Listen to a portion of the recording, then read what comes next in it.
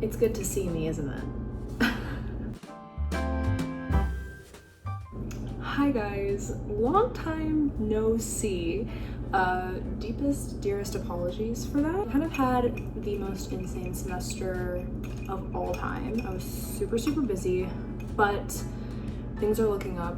So I think that it's about time I made my grand return. I'm really excited because today we are having a lovely little Christmas themed vibe, I guess. I put on my Christmas PJs, made myself a little coffee, and we are going to chat.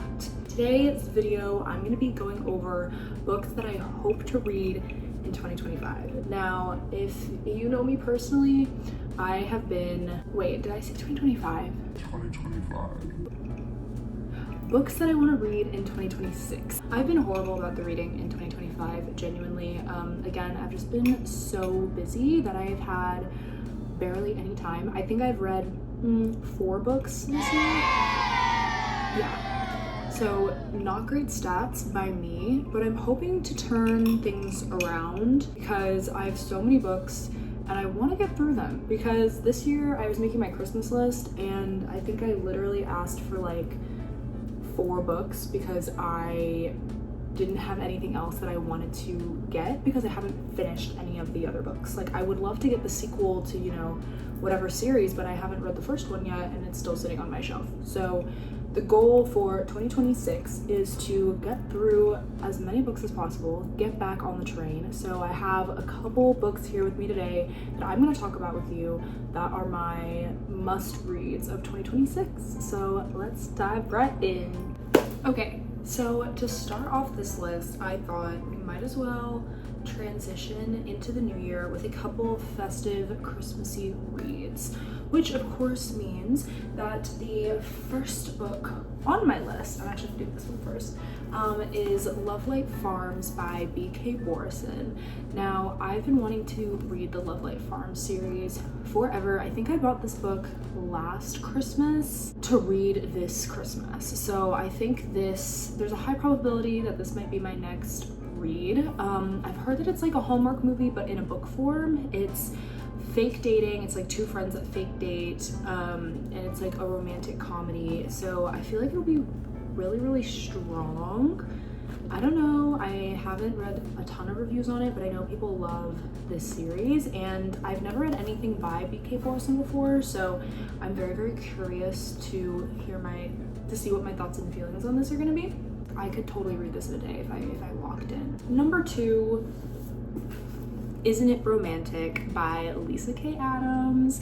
This is the 4th book in the Romance Book Club series, and if you know me, you know I love the Romance Book Club series. Like, this rom-com series is so good. Do you think there's only one more after this? So I'm almost done with the series, which is another thing that I really want to focus on in 2026, is like getting through the series that I haven't completed yet. So this is definitely going to be one that I want to read. Again, short, cute, fun rom-com, and it's familiar characters, which always makes me feel a little bit more comfortable when diving into a new book. Okay, now we're going to get into my huge fantasy pick, which you can probably tell what it is, but it is A Court of Silver Flames by Sarah J. Maas. Guys, it is so criminal that I have not read this yet.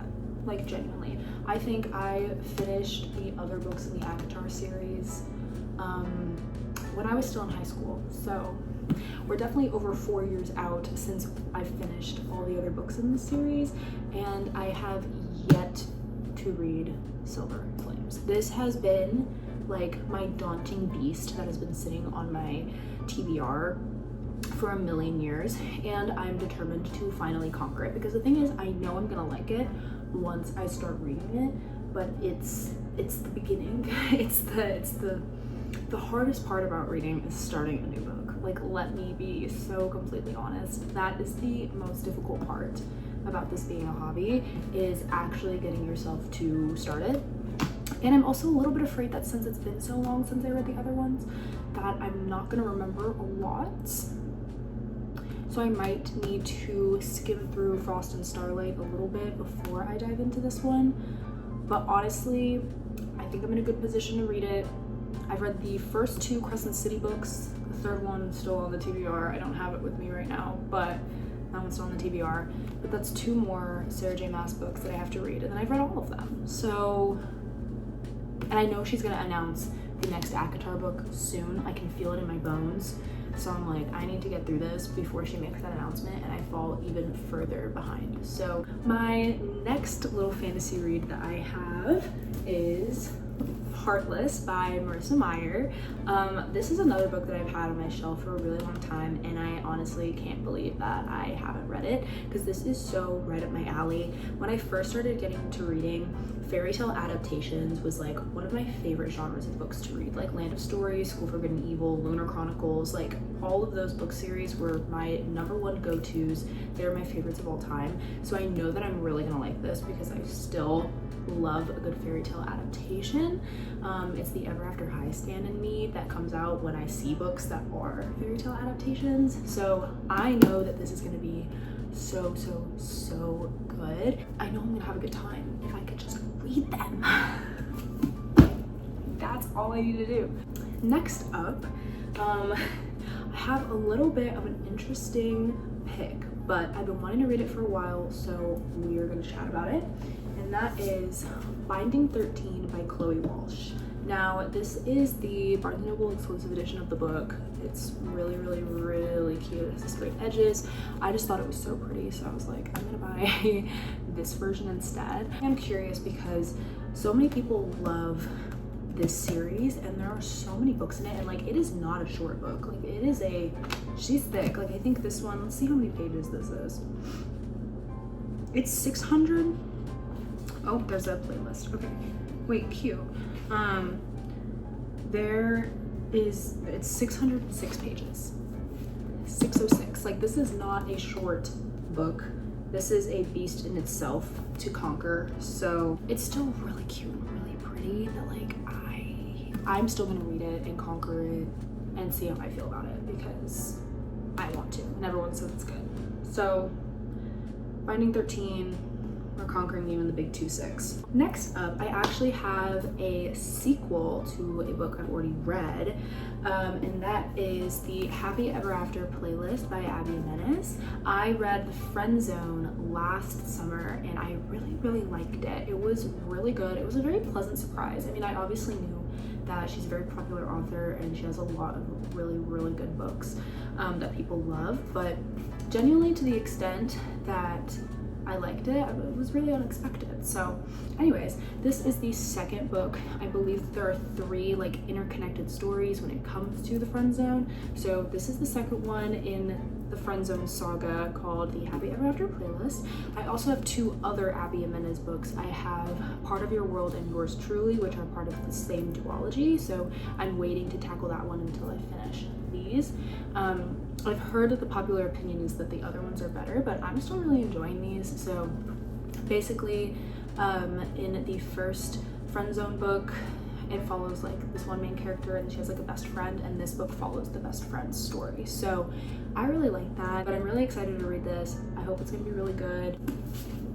Okay, continuing on with the post-grad rom-com theme, more adult rom-com than new adult rom-coms, if you will, is this next book, People We Meet on Vacation by Emily Henry. This book would be my fourth Emily Henry book, my priority Emily Henry book for the year, because the movie adaptation starring Tom Blythe is coming out on Netflix in 2026, and I am so excited that I literally need to read this. I'm excited to read this, but mainly just reading it because the movie's coming out as well. So this will also probably be one of my priority reads of next year. We are almost through the pile, guys. We are so close to being done. Next up, I have The Viscount Who Loved Me by Julia Quinn. This is the second book in the Bridgerton series. Obviously, I've watched all of the seasons on Netflix already, and I read the first Bridgerton book last summer as well, and I really enjoyed it. And so I want to continue to read these books because it's a show that I love and they're books that I love. So this is the second one. This one follows Anthony, played by the wonderful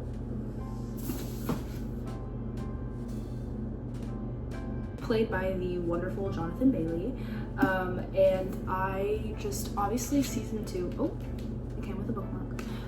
Obviously season 2 of Bridgerton, I think universally is a lot of people's favorites, just because of the chemistry, the characters, the plot, the story, like just the execution of it overall was so good that you like literally can't not love it. And I think that that's what makes me so excited to read this adaptation. And I also have like the next 2 Bridgerton books. I have Colin and Penelope's, and then I have Sophie and Benedict's, and so I'm really excited to get to those too, especially because season 4 of Bridgerton is coming out next year as well. So I also want to try to get through these as quickly as possible. So very hyped. I love myself a good period piece rom-com. And last but certainly not least, this book has also been haunting the narrative for me forever, and that is Fourth Wing by Rebecca Yarros.